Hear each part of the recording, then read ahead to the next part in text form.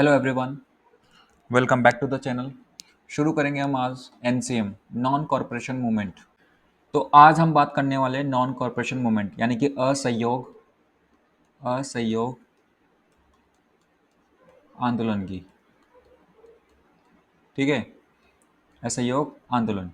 देखो महात्मा गांधी जो थे ना इस आंदोलन के जो सबसे मेन फोर्स रहे। ठीक है, यहाँ पर जो सबसे बड़ी जो ताकत रही वो रही महात्मा गांधी इस एनसीएम के पीछे। बोला कलकत्ता सेशन होता है, ध्यान रखना कैसे स्टार्ट हुआ था। उससे पहले हमने क्या क्या पढ़ लिया, हमने हमने जलियांवाला, हमने रॉलेट एक्ट कवर कर लिया, हमें रॉलेट एक्ट कवर कर लिया। फिर उसके बाद हमने जलियांवाला बाग इंसिडेंट क्लियर किया। इसके बाद हमने खिलाफत इशू जो था वो किया, और इसके बाद हम आ गए एनसीएम पर। ठीक है, मैप्स मैंने कवर कर दिए हैं। मैप्स आप जाके जरूर देख लीजिएगा, जितने भी हमारे नेशनल जो मूवमेंट रहे उनके अलग अलग लोकेशन पर क्या क्या रहा वो सब मैंने कवर कर दिए। जरूर देखेगा आप please. At the Calcutta session of Congress in September 1920, सितंबर 1920 की बात चल रही है। कलकत्ता सेशन था कांग्रेस का, कलकत्ता में हुआ था। Gandhi ji took out a new weapon, निकाल के लाते हैं वो for his quicker to fight, जल्दी से फाइट करने के लिए अगेंस्ट के ब्रिटिशर्स के खिलाफ। It was non corporation movement. ये क्या था? नॉन कॉरपोरेशन मूवमेंट यानी कि जल्दी से वो क्या निकल के लेके आए वेपन के रूप में, एनसीएम के रूप में एक आंदोलन लेके आ गए नया। Let us discuss what the meaning of NCM का। यहाँ पर नॉन कॉरपोरेशन का मतलब क्या था, नॉन कॉरपोरेशन का मतलब क्या था, ऐसे जिसको आप कहते हो, and why Gandhi ji chose it, और गांधी जी ने इसको चूज क्यों किया। क्लियर? तो बोलते हैं देखो कि इसकी फेमस बुक है हिंद स्वराज, किसकी? गांधी जी की। 1909 की बात है ये, 1909 में लिखी होगी ये। ठीक है, या प्रिंट हुई होगी। Clear? Gandhi ji wrote that the British rule was establish in India with the corporation of Indians. बोले ब्रिटिश रूल जो एस्टेब्लिश हुआ है इंडिया में किसकी हेल्प से हुआ है? इंडियंस की हेल्प से हुआ है। यदि इंडियंस हेल्प करना बंद कर दे तो ब्रिटिश जो है वो राज नहीं कर पाएंगे। If Indians refuse to corporate British rule, यदि इंडियंस भारतीय जो है वो मना कर दे उनका सहयोग करने से, तो British rule in India would come to end. और ये क्या हो जाएगा? उनका एंड हो जाएगा, उनको यहाँ से चले जाएंगे, मतलब वो अब राज नहीं कर पाएंगे विद इन अ ईयर, एक साल के अंदर ही। एंड स्वराज वुड कम, और स्वराज मतलब सेल्फ रूल वाला जो हिसाब किताब है वो आ जाएगा हमारे पास। ये बात क्लियर? क्लियर? तो फिर आगे देखें क्या हुआ इसके अंदर। बोला to make non corporation movement, to make non corporation movement, non corporation को अच्छा बनाने के लिए, कंप्लीट मूवमेंट बनाने के लिए क्या किया उन्होंने? Gandhi ji decided implement its component in the following sequence. अब क्या हुआ? उन्होंने ये इम्प्लीमेंट किए, क्या क्या implement? At first, titles honorary post awarded by the British government, जो ब्रिटिश गवर्नमेंट ने टाइटल दिए थे, जो पोस्ट मिली थी, कोई भी पोस्ट हो, टीचर की हो, वो लॉयर की हो, और ना टाइटल्स वगैरह जो भी किसी को पद मिला हो, कोई पोस्ट मिली ऑनररी यानी सम्मान वाला जो पोस्ट हो, उन सबको क्या कर दिया गया? सरेंडर कर दिया गया by the people of India. ठीक है, यानी कि इंडियंस लोगों ने या किसी ने भी उन सबको क्या कर दिया गया? बाइकआउट कर दिया। ठीक है, सरेंडर कर दी टाइटल्स को, पोस्ट को छोड़ दिया अपनी। ऑनररी पोस्ट जो मिली हुई थी किसके द्वारा अवॉर्ड की गई थी? ब्रिटिशर्स के द्वारा। Clear? Next step was to boycott the civil services. अब नेक्स्ट स्टेप क्या लिया? बाइकआउट कर दिया उन्होंने सिविल सर्विसेज को, लाइक आर्मी हो गए, सिविल सर्विस, आईएएस वगैरह, आरएस वगैरह। ठीक है, ये सब जो बड़ी बड़ी पोस्ट सिविल सर्विसेज की जो प्रशासनिक सेवाएं थी उनको बाइकआउट किया गया। Army, police, court, legislative councils, schools, colleges and foreign goods को भी क्या कर दिया? बाइकआउट कर दिया। British goods would be replaces by the domestic good. अब ब्रिटिश गुड्स को किससे रिप्लेस कर दिया गया? ब्रिटिश गुड्स को गिफ्ट कर दिया गया किससे? डोमेस्टिक गुड्स से। क्लियर? एंड स्वदेशी, स्वदेशी का मतलब खुद के देश का बना हुआ। ठीक है, टू नेटिव कॉटेज इंडस्ट्री पर आ गए हम लोग। हम स्वदेशी का बना हुआ जो कॉटेज इंडस्ट्री थी, ठीक है, उस वो इंडस्ट्री से कब बनने वाला कपड़ा हम पहन लगे। If the government issue suppression, यदि गवर्नमेंट बोले आगे सप्रेशन करेगी, यदि वो हम लोगों को मारेगी पीटेगी, सप्रेशन करेगी, सप्रेस हमें दबाएगी, then a full fledge civil disobedience movement यानी कि सीडीएम लॉन्च कर दिया जाएगा। Campaign was to be launch to make the people aware of the concept of NCM and to get support for movement क्या करने के NCM को क्या करने के लिए? लोगों को NCM के बारे में अवेयर करने के लिए और सपोर्ट करने के लिए मूवमेंट को। Gandhi ji and Shaukat Ali travel the country. Shaukat Ali हम ऑलरेडी देख चुके खिलाफत आंदोलन के अंदर। Ali brothers, one of the Ali brothers travelled the country extensively. उन्होंने बहुत कंट्री में घूमे फिरे, है ना, देखा हालातों को through out the summer of 1920। Clear ये बात? ठीक है, नेशनल पॉइंट वही है, इसको आप देख लीजिएगा। ठीक है, अब क्या रहे कॉजेस, क्या रहे इसके, क्या कॉजेस रहे? मतलब एनसीएम इनकी क्या कारण थे, क्या रीजन थे? सबसे पहला, मॉन्टेग्यू क्लेम चैम्सफोर्ड रिफॉर्म्स, ठीक है। मॉन्टेग्यू चैम्सफोर्ड रिफॉर्म एक डिससेटिस्फेक्शन रहा इसके साथ।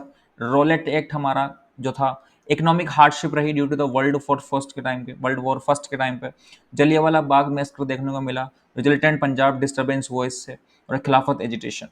ये सब 5 रीजन है जो एग्जाम में आपको पूछे, इनको क्या रीजन थे नॉन कॉर्पोरेशन मूवमेंट के। क्लियर? अब ये जो मॉन्टेग्यू चेम्सफोर्ड रिफॉर्म्स है, ये आपके क्वेश्चन ये सिलेबस में इतना है नहीं, बट ये होगा, इसको मैं अलग से कवर करूंगा, ठीक है। बट आपको ये 5 रीजन जो है, ये आपको 5 रीजन जो है वो आपको ध्यान में रखने हैं। क्लियर? महात्मा गांधी की, तो Mahatma Gandhi the man force behind the movement and announce manifesto, उन्होंने एक मैनिफेस्टो लॉन्च किया था, ध्यान रखिएगा आप, ठीक है। मैनिफेस्टो जिसके अंदर सब कुछ हमारी डील लिखी हुई होती है कि क्या करेंगे हम, क्या नहीं करेंगे इन फ्यूचर के अंदर, हमें क्या चाहिए ब्रिटिश गवर्नमेंट से 1920 के अंदर। क्लियर? देन उसके बाद मूव मूव द ये हमारे आते हैं सी आर दास। महात्मा गांधी का हो गया, महात्मा गांधी सबसे पहले कि मैन फोर्स रहे बिहाइंड इसके अंदर। दूसरे, अनाउंस, उन्होंने मैनिफेस्टो लॉन्च किया था 1920 के अंदर। सीआर दास के बारे में बात करें तो move the main resolution on the non corporation in annual session of the Congress in Nagpur in 1920, ठीक है। ये मैन रेजोल्यूशन लाने वाले यही थे on non corporation in the annual session of किसके, कांग्रेस के, नागपुर इन 1920। हिज 3 सबऑर्डिनेट्स थे इनके, सबवोटर्स इसको बोल सकते हो, बद्रीन्द्रनाथ सैमसल इन Midnapore and J.M. Sengupta in Chittagong and Subhash C. Bose in Calcutta played a major role in uniting the Hindu and the Muslim। इन्होंने role play किया हिंदू और हिंदू मुस्लिम को यूनाइट करने में। फिर नेक्स्ट आते हैं हम Jawaharlal Nehru, encourage the formation of Kisan Sabha, इन्होंने किसान सभा को एनकरेज किया। And second point, Nehru was against the Gandhi decision to withdraw the movement, और गांधी जी के खिलाफ थे नेहरू, ठीक है, ये बात भी आपको ध्यान रखना इस समय एनसीएम के दौरान। Subhash C Bose, Subhash resign from the civil services, उन्होंने रिजाइन कर दिया, appointed as a principal of the national college in Calcutta, Calcutta में उनको प्रिंसिपल के रूप में अपॉइंट किया गया। अली ब्रदर्स की बात करिए थी हम, Shaukat Ali and Mohammad Ali. At the all India Khilafat conference, Mohammad Ali declare that it was religiously unlawful for the Muslim to continue the British army, कि ये जो ब्रिटिश आर्मी को कंटिन्यू कर पाना इनके लिए कैसा है, अनलॉफुल है, ठीक है, लॉफुल नहीं था।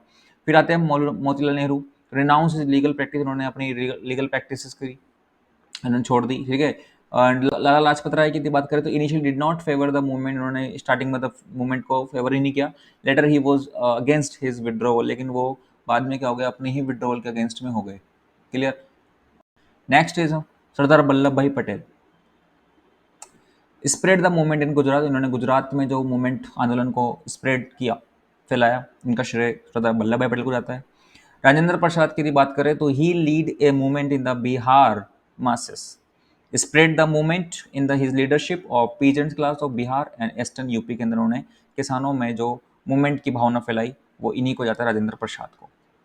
नेक्स्ट यदि हम बात करें नॉन कॉर्पोरेशन मूवमेंट और इसके इम्पैक्ट क्या रहे, ठीक है, नॉन कॉर्पोरेशन मूवमेंट और इनके इम्पैक्ट क्या रहा, तो even the non corporation movement was not success but it left few impact, ये सक्सेस तो नहीं रहा, सक्सेस नहीं रहा, बट लेकिन इसने क्या छोड़े, इसने कुछ इम्पैक्ट छोड़े जरूर। क्या छोड़े वो इम्पैक्ट जरा देखेंगे।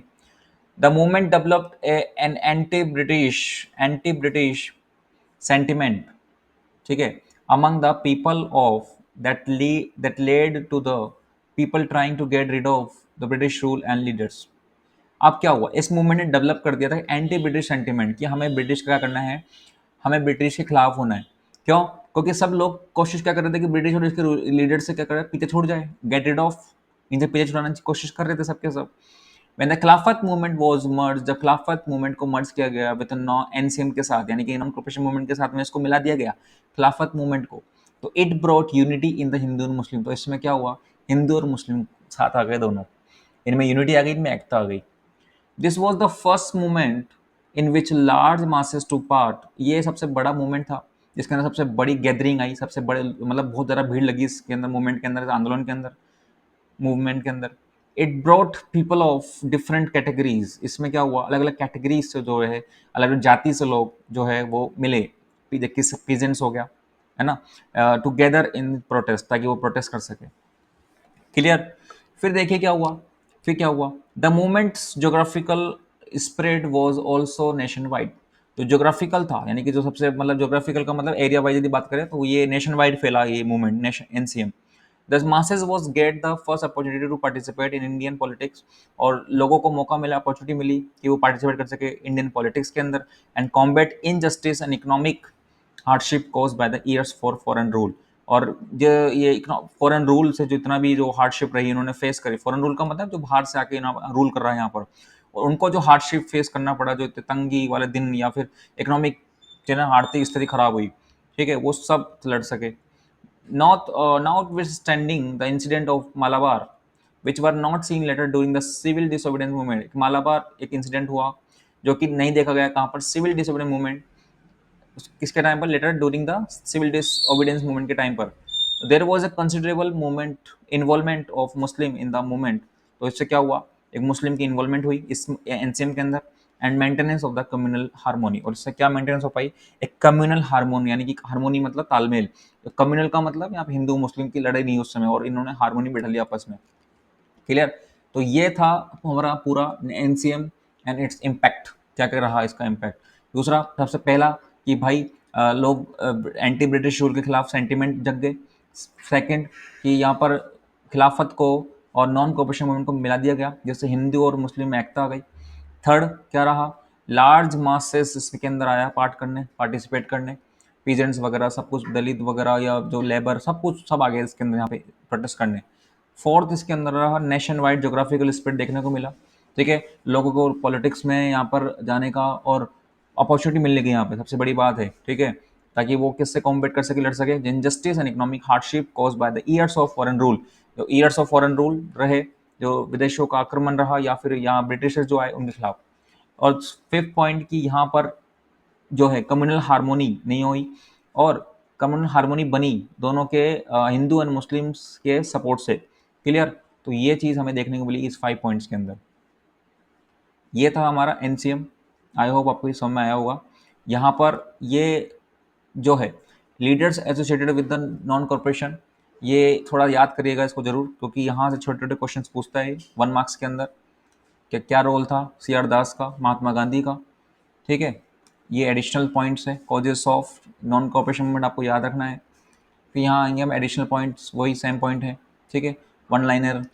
एंड यहाँ है आपके पास, ये आपको एग्जाम में जो लिख कराना है। क्लियर। तो मिलते हैं आपसे नेक्स्ट वीडियो में। Thank you.